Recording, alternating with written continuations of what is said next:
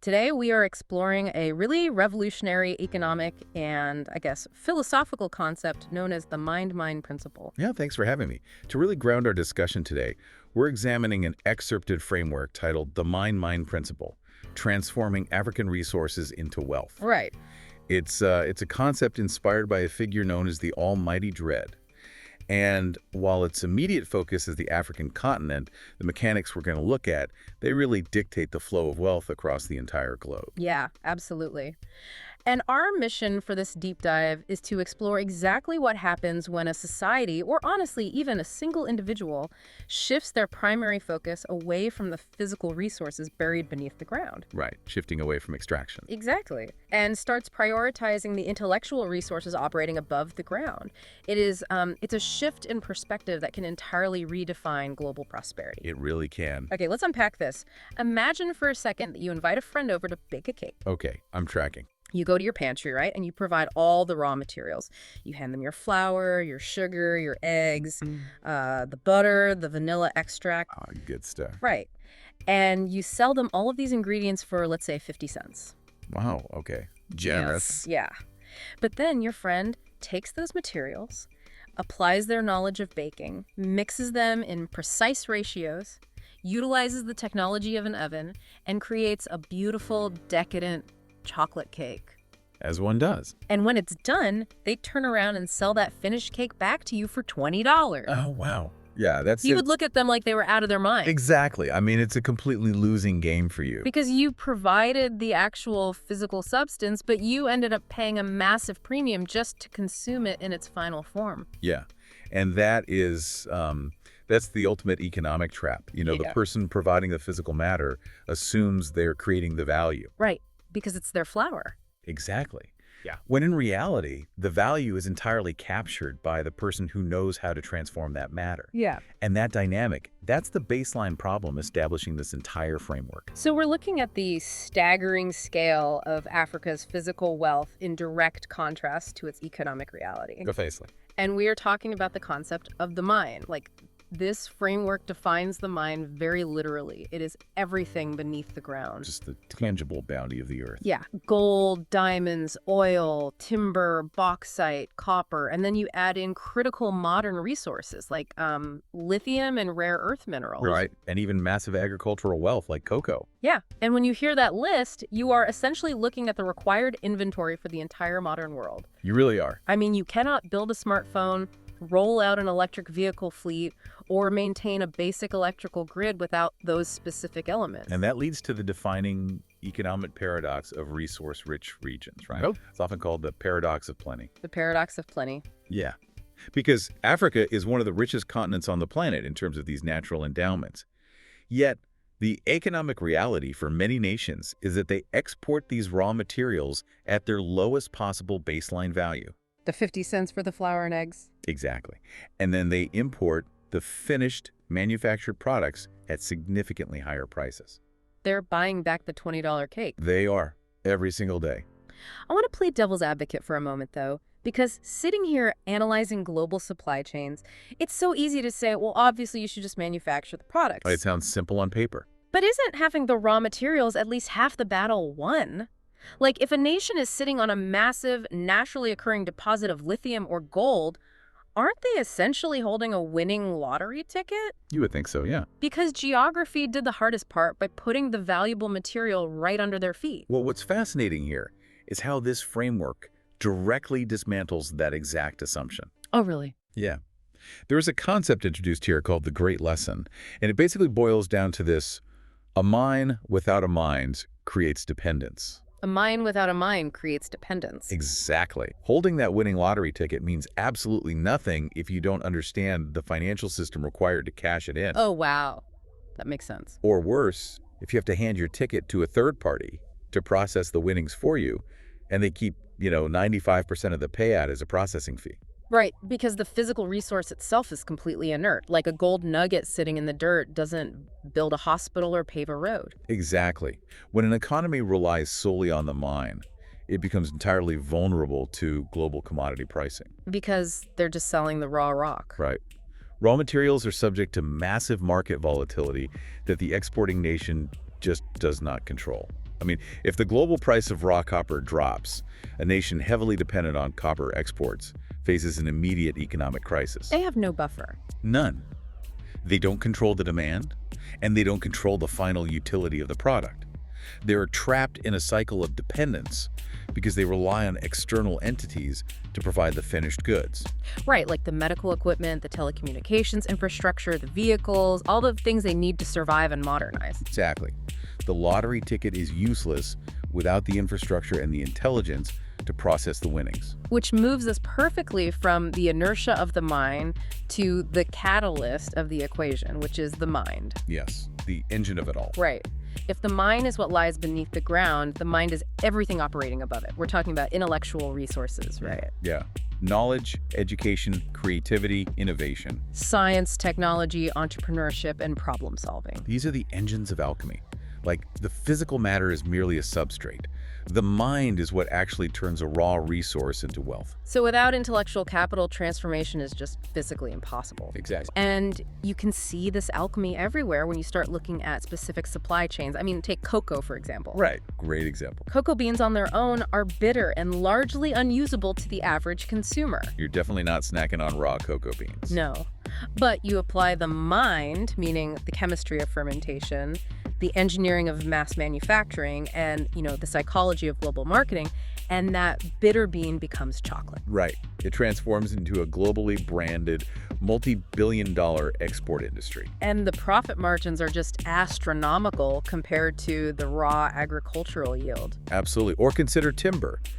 Raw logs have a very fixed ceiling of value. Right, it's just wood. But combine timber with architectural engineering and chemical processing, and it becomes complex housing systems, high-end furniture, advanced paper products. And oil is perhaps the most dramatic example of this. Oh, for sure. Out of the ground, oil is essentially toxic sludge. Yeah, you can't do anything with it as is. But you subject that sludge to the mind through advanced petrochemical engineering, and it becomes the plastics that build our medical devices. It becomes the fertilizers that feed billions of people and life-saving pharmaceuticals. And looking at the energy transition right now, lithium ore is just rock. It holds no inherent power. Just a heavy rock. Right. But when materials scientists and engineers apply advanced battery technology, that rock suddenly powers the global transition to electric vehicles. Exactly. But, here's where it gets really interesting.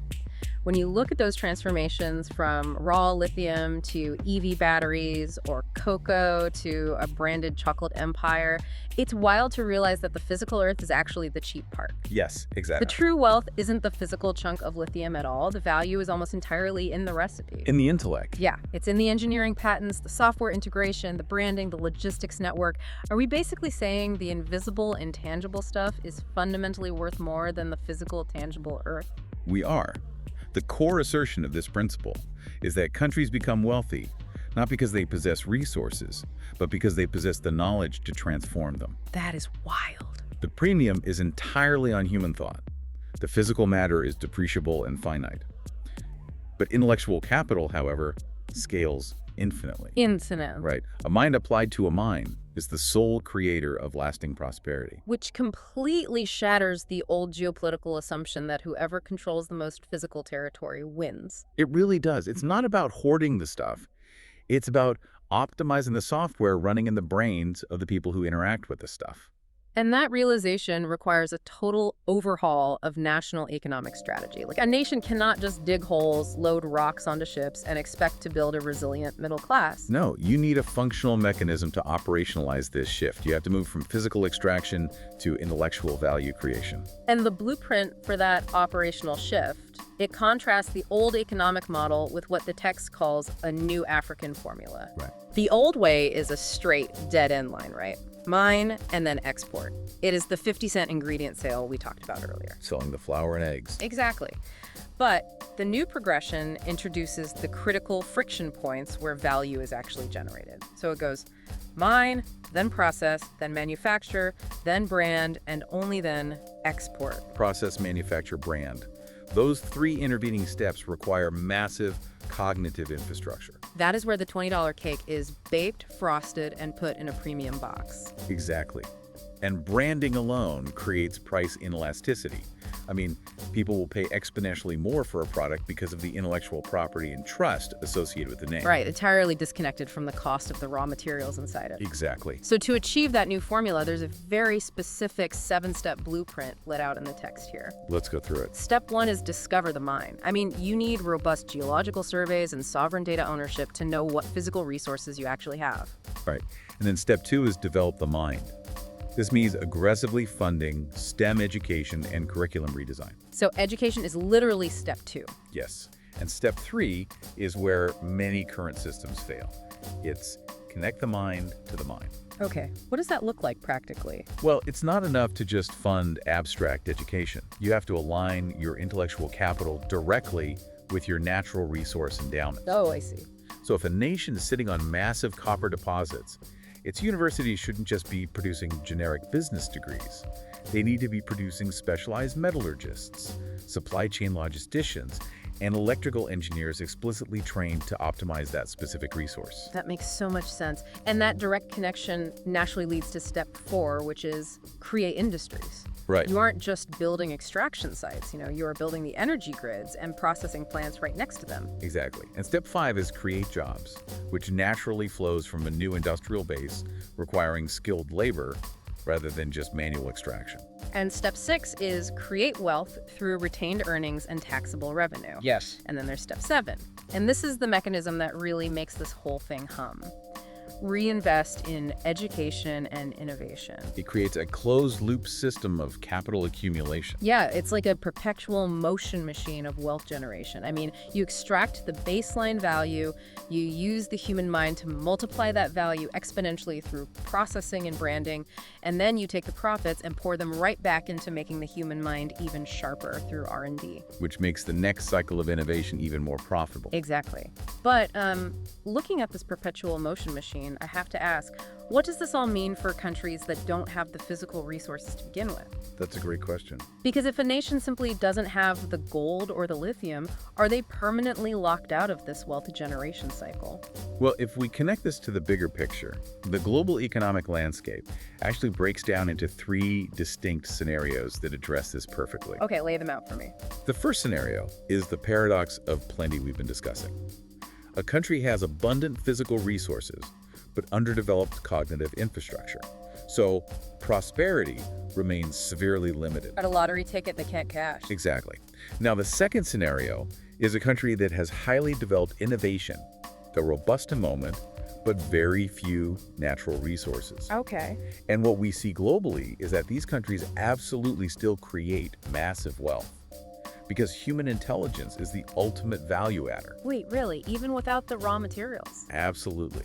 These nations simply import the cheap raw materials from the first group, apply their intellectual capital to process, manufacture, and brand them, and then export the finished goods for enormous profit margins. Wow. Think of nations with very little arable land or mineral wealth that are economic powerhouses purely because of their precision manufacturing, pharmaceuticals, or technology sectors. Oh, right. They're the bakers buying the cheap flour. Exactly. They're entirely reliant on the mine to generate their GDP. That's fascinating. But there's a third scenario, right? Yes. The third scenario is the ultimate economic powerhouse. When a nation combines both, when you have the vast untapped physical resources of the mine, and you aggressively cultivate the highest levels of innovation and intellect in the minal. Mind growth doesn't just happen linearly. It accelerates exponentially. Exactly. Human intelligence acts as a multiplier on top of an already massive physical baseline. So you have the premium ingredients and you have the master chef all in the exact same kitchen. Perfectly said. And this brings us to the broader vision of this framework, because this isn't just, an economic whiteboard exercise. This 7-step blueprint is positioned as the foundation for a sweeping continent-wide renaissance. It is. The vision outlined here declares that the 21st century African Renaissance will not be built on what is extracted from the earth. Right? The era of wealth by extraction is over. The future will be built entirely on what is developed in the human mind. The mind is framed simply as the gift of nature. It's the starting line. And the mind is the engine that actually runs the race. Precisely. And the tangible goal here is to turn every mine into a school. Like, think about the mechanics of that treating and extraction site, not as a place to just rip things out of the ground for export, but co-locating university research facilities and engineering labs right at the source. Right. Turning every resource into an industry. And turning those industries into complex webs of local businesses, and ultimately turning those businesses into upward mobility for millions of people. It culminates in a very striking paradigm shift. The greatest resource a continent possesses is never the gold, the lithium, or the diamonds beneath its soil. It's the people. Yeah. The true irreplaceable resource is the creativity, intelligence, and imagination within its people. That is just such an empowering shift in perspective, and frankly, it's a shift that applies to every single person listening to this right now. Oh, absolutely. It scales down to the individual level perfectly. Yeah, like if you really think about it, we all have our own personal mind. For you listening, your raw material might be your baseline time, your physical energy, or, your standard labor. The ingredients in your pantry. Exactly. And the question is, are you just exporting your raw mind to an employer for pennies on the dollar? Or are you actively applying your mind, your creativity, your unique problem-solving skills, your specialized education to process, brand, and manufacture those raw skills into something highly specialized? That's a great way to frame it. Right. Are you capturing the real value of your time by offering a finished premium product, or are you just selling the raw cocoa beans of your labor? This raises an important question about how our societies, on a macro level, choose to value human capital versus earthly gifts. I mean, for centuries, global empires fought over physical dirt. Oh, for sure. Power dynamics were dictated by who controlled the shipping lanes, the oil fields, and the gold mines. And this framework fundamentally challenges that historical hierarchy. It suggests that true sovereignty in the modern world belongs to those who cultivate the invisible landscape of human potential. Cognitive infrastructure is more critical than physical infrastructure. Exactly. Because if you neglect the mind, you will inevitably lose control of a mind to someone who hasn't. You will always be relegated to selling the ingredients and buying the cake. Every single time. So to recap our journey today, the core thesis we've unpacked is that true wealth is never simply extracted from the ground. It must be cultivated in the mind. Right. The physical resources, the lithium, the gold, the oil, they're just raw potential. By making the deliberate structural shift from mind to mind, by refusing to export raw materials and instead investing in the processing power of human intellect, a nation or even a person can escape the trap of dependence. Accelerate their growth. Exactly, and capture the true value of what they possess. This is a profound blueprint for transformation.